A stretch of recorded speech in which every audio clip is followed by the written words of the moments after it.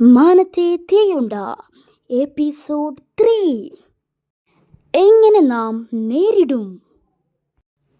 ഭൂമിയിലേക്കു ചിഹ്നഗ്രഹങ്ങളും വലിയ ഉൽക്കകളുമൊക്കെ വരാനുള്ള സാധ്യത ലോകം ശക്തമായി കണക്കിലെടുക്കുന്നുണ്ട്. US ഇക്കാര്യത്തിൽ ബഹുദൂരം മുന്നേറി. ഡാർട്ട് അടുത്ത വർഷം വിക്ഷേപിക്കാനൊരുങ്ങുന്ന LEO ഒബ്സർവർ ടെലസ്കോപ്പ് തുടങ്ങിയവ USന്റെ ശ്രദ്ധേയ ദൗത്യങ്ങളാണ്. ചിഹ്നഗ്രഹങ്ങളും ഉൽക്കകളും ഉൾപ്പെടെ ബഹിരാകാശത്തിന് വെളിയിൽ നിന്നുള്ള ഭീഷണികളെ നേരിടാനുള്ള പ്രവർത്തനങ്ങൾ ഭൗമ പ്രതിരോധം അഥവാ പ്ലാനറ്ററി ഡിഫൻസ് എന്നറിയപ്പെടുന്നു. പ്ലാനറ്ററി ഡിഫൻസ് കോഓർഡിനേഷൻ ഓഫീസ് എന്ന പേരിൽ പ്രത്യേക കേന്ദ്രം നാസ ഇതിനായി സ്ഥാപിച്ചിട്ടുണ്ട്. ഭൂമിയിൽ പതിക്കാൻ സാധ്യതയുള്ള ചിഹ്നഗ്രഹങ്ങളെ നിരീക്ഷിക്കാനും തടയാനും ഒട്ടേറെ ഭൗമ പ്രതിരോധ പ്രവർത്തനങ്ങൾ വികസന ഘട്ടത്തിലാണ്.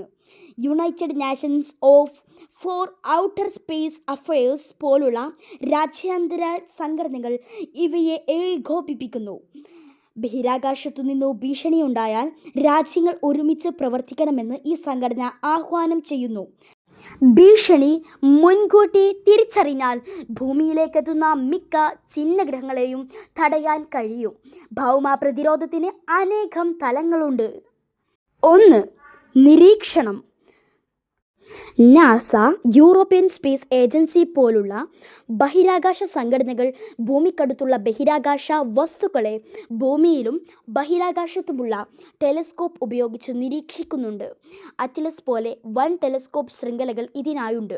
ഇവ നൽകുന്ന വിവരങ്ങൾ ഉപയോഗിച്ച് ചിഹ്നഗ്രഹങ്ങളുടെ സഞ്ചാരപഥം കൃത്യമായി വിലയിരുത്തുന്നു. നാസ അടുത്ത വർഷം വിക്ഷേപിക്കുന്ന LEO സർവേയർ എന്ന ബഹിരാകാശ ടെലസ്കോപ്പും ചിഹ്നഗ്രഹ നിരീക്ഷണത്തിൽ നിർണായക ചുവടുവെപ്പാണ്. ഇന്റർനാഷണൽ ആസ്ട്രോയിഡ് വാർണിംഗ് നെറ്റ്വർക്ക് പോലെയുള്ള ആഗോള കൂട്ടായ്മകൾ അപകട സാധ്യത സംബന്ധിച്ച വിവരങ്ങൾ പരസ്പരം കൈമാറുന്നു. 2. പഠന ദൗത്യങ്ങൾ. ഒസിരിസ് റെക്സ്, ഹയാബൂസ 2 തുടങ്ങിയ ദൗത്യങ്ങൾ ചിഹ്നഗ്രഹങ്ങളിൽ പറന്നിറങ്ങി സാമ്പിളുകൾ ശേഖരിച്ച് അവയുടെ ഘടന, സ്വഭാവം, രാസഘടന എന്നിവയെക്കുറിച്ച് മനസ്സിലാക്കി ഇവയുടെ ഗതി മാറ്റാനുള്ള മാർഗങ്ങൾ കണ്ടെത്താൻ ഈ വിവരങ്ങൾ സഹായിക്കും. 3. ഗതിമാറ്റ പരീക്ഷണങ്ങൾ. ഏറ്റവും പ്രധാനം നാസയുടെ ഡാർട്ട് ദൗത്യമാണ്. 2022 ഡിമോർഫോസ് എന്ന ചിഹ്നഗ്രഹത്തെ ചുറ്റുന്ന ചെറു ഉപഗ്രഹത്തെ ചെന്നിടിച്ച ബഹിരാകാശ പേടകം അതിൻ്റെ സഞ്ചാരപഥം വിജയകരമായി മാറ്റി.